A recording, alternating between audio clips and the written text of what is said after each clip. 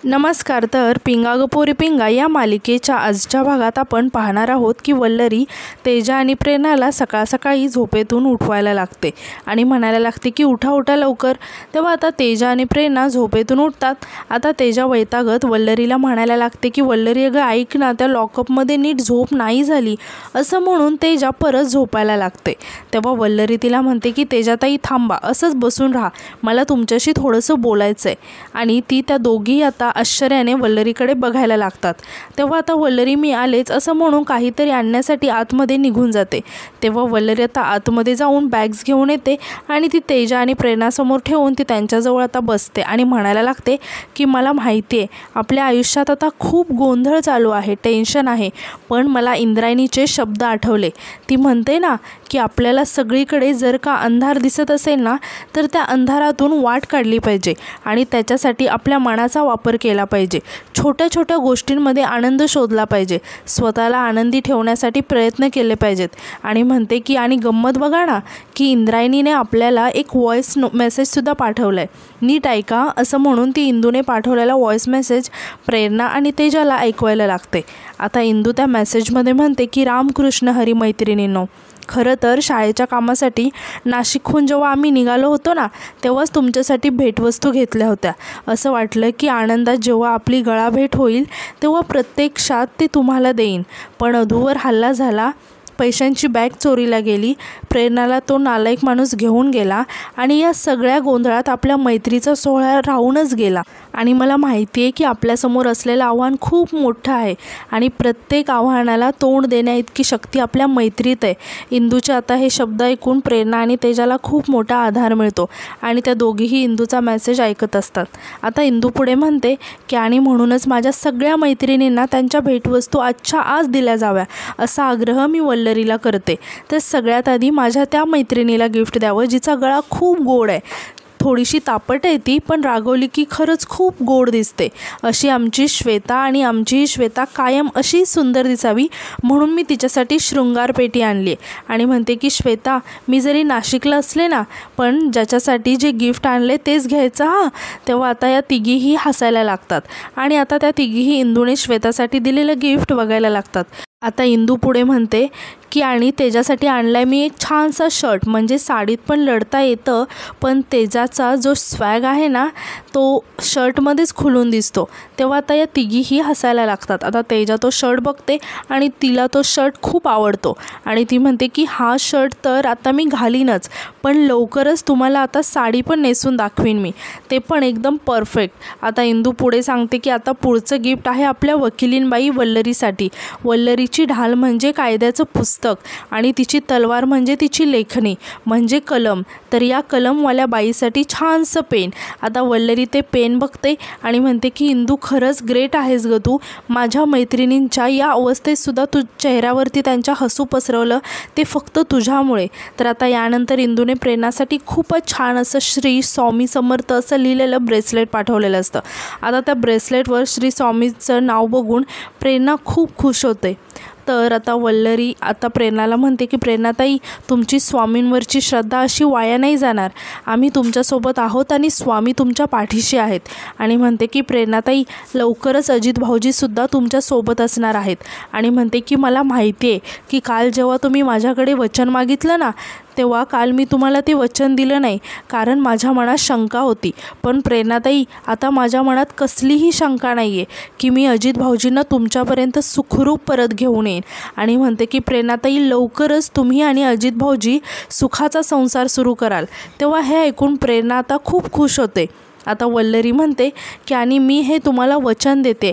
यावर आता प्रेरणा वल्लरीला म्हणते की वल्लरी, तू मला दिलेला शब्द आहेस ना, कारण मला माहिती आहे की तू दिलेला शब्द कधीच मोडत नाहीस। आणि ती म्हणायला लागते की मी काय म्हणते, आपण लगेचच तयार होऊया आणि जाऊया का अजितला भेटायला, चल असं म्हणून प्रेरणा उठायला लागते। तेव्हा आता वल्लरी प्रेरणाला थांबवते आणि म्हणते की प्रेरणाताई, एक मिनिट, आणि आपण अजित भाऊजींना सुखरूप घरी आणायचंच आहे, पण त्यासाठी मला तुमची एक मदत लागेल। यावर आता प्रेरणा विचारायला लागते की हो सांग ना वल्लरी। यावर आता वल्लरी प्रेरणाला म्हणते की तुम्हाला सगळ्यांसमोर जाऊन हे सांगावं लागणार आहे की खून हा माझ्या नवऱ्यानेच केला होता, पण वल्लरी माझ्या नवऱ्याची बाजू घेऊन माझ्यावर खुनाचा आरोप टाकायचा प्रयत्न करते, मला जेलमध्ये टाकायचा प्रयत्न करते, असं तुम्हाला माझ्या नावाने शंख करावा लागेल। आणि एवढंच नाही तर तुम्हाला सगळ्यांसमोर मला शिव्या श्रापसुद्धा द्याव्या लागतील। आता हे सगळं ऐकून वल्लरीचं हे बोलणं ऐकून तेजा आणि प्रेरणा खूपच शॉक झालेले असतात आणि त्या दोघीही आश्चर्याने वल्लरीकडे बघत असतात आणि त्या दोघींनाही काहीच कळत नसतं की ही वल्लरी नेमकं असं का बोलते। आता त्या दोघीही बघतच असतात। आता यानंतर वल्लरीकडे गालातल्या गालात हसायला लागते आणि तिच्या डोळ्यांमध्ये एक वेगळी चमक दिसत असते। यानंतर आपण आता पाहतो की वल्लरी विचार करत इकडून तिकडून फेऱ्या मारत असते आणि तिला आठवायला लागतं की अण्णा केदारला गोळी लागून तो खाली कोसळलेला असतो आणि तिला आता हेही आठवतं की नानावटी सरांनी तिला पंचनाम्याची कॉपी दिली होती आणि ती आता पटकन ती पंचनाम्याची कॉपी घेऊन ती वाचायला लागते आणि त्या रिपोर्ट्समधून वल्लरीला असं काहीतरी समजतं की ते रिपोर्ट्स बघून ती आनंदाने हसायला लागते। तितक्यात आता तिथे मनोज येतो आणि तो वल्लरीला म्हणायला लागतो की वल्लू तू श्वेताताईंना फोन केला होतास का गं? मात्र वल्लरी ते रिपोर्ट्सकडे बघून एकटीच हसत असते। आता मनोजला बघून वल्लरी खूप आनंदाने ओरडायला लागते आणि त्याला आनंदाने मिठी मारते। तेव्हा मनोजसुद्धा हसत विचारायला लागतो की अगं वल्लू झाले तरी काय? वल्लरीचा आनंद मात्र गगनात मावत नसतो आणि ती खूपच खुश असते आणि ती म्हणायला लागते की मी सांगते तुम्हाला सगळं, नंतर तुम्ही आधी जाऊन फ्रेश व्हा, असं म्हणून ती मनोजला तिथून जायला सांगते आणि पटकन आता ती श्वेताला फोन करते।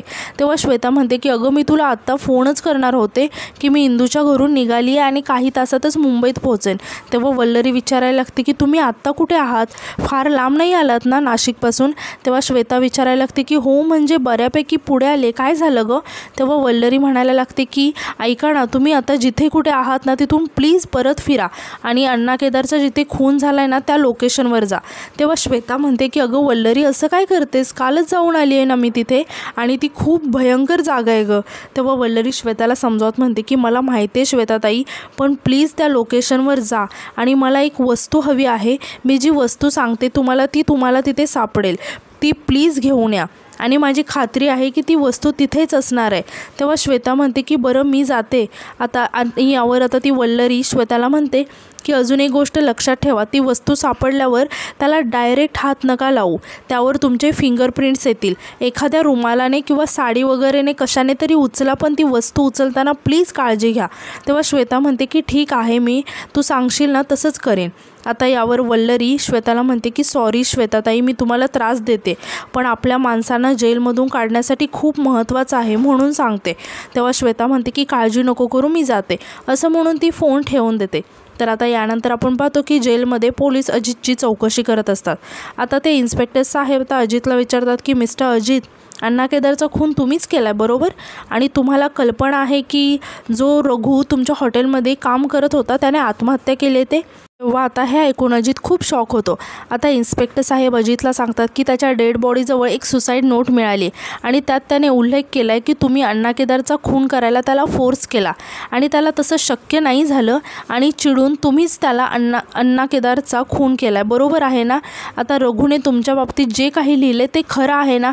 आता अजित इन्स्पेक्टर साहेबांकडे बघायला लागतो आणि मनातल्या मनातच म्हणायला लागतो की आता जर हा गुन्हा मीच केला हे कबूल नाही केलं तर माझ्या प्रेरणावर संशयाची येईल। आधीच तिने खूप सहन केले, पण आता मी माझ्या प्रेरणाला अजिबात त्रास सहन करू देणार नाही।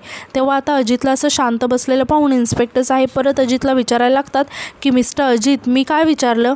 तेव्हा आता अजित रागानेच म्हणायला लागतो की हो, मी मारले अण्णा केदारला, नीच माणूस होता तो, एखादी स्त्री खेळण्यासारखी वापरायची असते अशी मानसिकता त्याचीच नाही तर अनेकांची असते या जगामध्ये, आणि मला जर संधी मिळाली ना तरीही या मानसिकता असणाऱ्या प्रत्येकाचा मुर्दा पाडीन मी।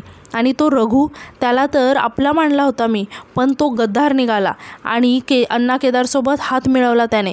मी कधीच त्याला परका नाही मानलं, प्रेरणाने तर त्याच्यावर धाकट्या भावासारखं प्रेम केलं होतं, तुमच्यासाठी काही करीन असं म्हणायचा नेहमी तो, पण म्हणून मी त्याला अण्णा केदारचा खून करायला सांगितला होता, पण ऐनवेळी माती खाल्ली त्याने आणि मग काय ते काम मला करावं लागलं. तुम्हाला खरं सांगतो इन्स्पेक्टर साहेब, त्यावेळी पोलीस आले नसते ना तिथे, तर त्या अण्णा केदारचा खून केल्यावर त्या रघुलासुद्धा गोळ्या झाडल्या असत्या मी.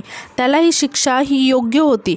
यावर आता इन्स्पेक्टर साहेब अजितला म्हणतात की ठीक आहे, तर तुम्हाला गुन्हा मान्य आहे आणि म्हणतात की काही डॉक्युमेंट्स आहेत त्यावर सह्या लागतील तुमच्या, आणि तुमच्या स्टेटमेंटवरून हे सिद्ध होतंय की तुम्ही गुन्हेगारी वृत्तीचे आहात. हा गुन्हा तुम्हाला मान्य आहे ना. आणि म्हणतात की काही डॉक्युमेंट्सवर तुमच्या सह्या लागतील. असं म्हणून ते एक पेपर अजितला देतात आणि म्हणतात की यावर सही करा. तेव्हा आता अजित इन्स्पेक्टर साहेबांच्या हातातून पेन घ्यायला लागतो. तेव्हा इन्स्पेक्टर साहेब अजितला म्हणतात की सही करण्याआधी 100 वेळा विचार करा हां, कारण एकदा का सही केली की ही शिक्षा तुम्हाला होणार हे नक्की आहे. तेव्हा अजित आता कसलाही विचार न करता डायरेक्ट त्या पेपरवर सही करतो. तर दुसरीकडे आपण पाहतो की सानिका वल्लरीला भेटायला आलेली असते आणि ती वल्लरीला म्हणते की मॅडम उद्या आपलं हिअरिंग आहे आणि मी खूप स्वार्थी असल्यासारखं वाटतंय. तेव्हा वल्लरी सानिकाला म्हणते की सानिका अगं असं का बोलतेस. यावर सानिका म्हणते की तुम्ही आता कुठल्या टेन्शनमध्ये आहात हे माहिती आहे मला. एका वेगळ्याच प्रकरणात तुम्हा सगळ्यांची खूप फरफट होते. प्रेरणाताई, तेजाताई, अजितदादा बिचारे वेगळ्याच प्रॉब्लेममध्ये आहेत आणि मला हे माहिती असूनही मी इथे तुमच्याशी माझ्या केसबद्दल बोलायला आली आहे. म्हणून जरा असं म्हणून सानिकाला खूपच वाईट वाटत असतं आणि ती म्हणते की मॅडम उद्या तुम्ही हिअरिंगला याल ना. तेव्हा वल्लरी सानिकाला म्हणते की सानिका आता मी ज्या परिस्थितीत आहे ना त्या परिस्थितीत मला उद्याच्या हिअरिंगला यायला जमणार नाही. मला माफ कर, पण प्लीज तू असं नको समजूस की मी तुला दिलेलं वचन विसरली आहे. हे बघ, माझ्या मित्रमैत्रिणींना न्याय मिळवून देणं जितकं महत्त्वाचं आहे ना तितकंच महत्त्वाचं तुला न्याय मिळवून देणं आहे आणि मी माझी प्रॉमिस मोडणार नाही आहे. तू नको काळजी करूस. उद्याच्या हिअरिंगची सगळी तयारी झाली. मी नानावटी सरांशी बोलली आहे आणि नानावटी सर येणार आहेत उद्याच्या हिअरिंगला. त्यामुळे मला जराही शंका नाही आहे की तुला न्याय मिळणार नाही आहे. तू प्लीज रिलॅक्स राहा. मी तुला दिलेलं प्रॉमिस पूर्ण करणार आहे. तुला उद्या न्याय नक्की मिळेल. तेव्हा सानिका आता वल्लरीला म्हणायला लागते की मॅडम मी तुमचे उपकार कधीच विसरणार नाही. रागात मी तुम्हाला खूप काही बोलले होते, पण तुम्ही जे आज करताय ना माझ्यासाठी, स्वतः संकटात असूनही तुम्ही माझा विचार करताय हे दुसरं कोणीच नाही करू शकत. असं म्हणत ती वल्लरीच्या पाया पडायला लागते. तेव्हा वल्लरी आता सानिकाला थांबवत म्हणते की सानिका अगं काय करतेस. तुला जर का पाया पडायच्या असतील ना तर देवाच्या पाया पडतो, कारण त्यानेच मला शक्ती दिली आहे तुला न्याय मिळवून देण्यासाठी. तू त्यांचे आभार मान, माझे नाही. सगळं काही ठीक होणार आहे, काळजी नको करूस. यानंतर आता सानिका तिथून निघून जाते आणि आजचा एपिसोड इथे संपतो. तर उद्याच्या एपिसोडमध्ये आपण असं पाहणार आहोत की पत्रकार परिषद भरलेली असते आणि प्रेरणा आणि तेजाला पत्रकार आता प्रश्न विचारत असतात. आता पत्रकार प्रेरणाला विचारतात की हा अण्णा केदार नक्की आहे तरी कोण आणि हे खुनाचं प्रकरण नेमकं काय आहे. तेव्हा प्रेरणा सांगते की अण्णा केदार हा एक अतिशय नीच माणूस आहे. बळजबरी करून माझ्याशी लग्न करण्याचा प्रयत्न करत होता तो. तेव्हा स्वतःचा बचाव करताना अजितच्या हातून त्याचा खून झाला. तेव्हा एक पत्रकार म्हणतो की पण आम्हाला तर वेगळीच माहिती मिळाली, तुम्ही दोघी पण मुख्य सस्पेक्ट आहात म्हणून. तेव्हा प्रेरणा ओरडत म्हणते की खोटं आहे हे सगळं. तर आता एक पत्रकार विचारतो की वल्लरी मनोज भांबरे यांनी दिलेली माहिती खोटी आहे का मग. तेव्हा आता प्रेरणा म्हणायला लागते की तुमचे ॲडव्होकेट वल्लरी भांबरे हे सगळं का करते हे मला खरंच कळत नाही आहे. तितक्यात आता तिथे वल्लरी येते आणि प्रेरणाला म्हणायला लागते की तुमच्यावर खुनाचा आळ असूनसुद्धा उजळ माथ्याने फिरते ही बाई, लाज कशी वाटत नाही हिला. तेव्हा तेजा म्हणते की वल्लरी तोंडाला येईल ते बोलू नकोस हा. यावर वल्लरी म्हणते की खरं तेच बोलते मी, पुरावा आहे माझ्याकडे. असं म्हणून वल्लरी एक कसला तरी कागद दाखवायला लागते. तेव्हा प्रेरणा आणि तेजा खूप शॉक होऊन वल्लरीकडे बघायला लागतात आणि आजचा एपिसोड इथे संपतो. तर आजचा एपिसोड तुम्हाला कसा वाटला हे कमेंटमध्ये नक्की सांगा आणि उद्याच्या नवीन एपिसोडसाठी आपल्या चॅनलला सबस्क्राईब करायला विसरू नका. धन्यवाद.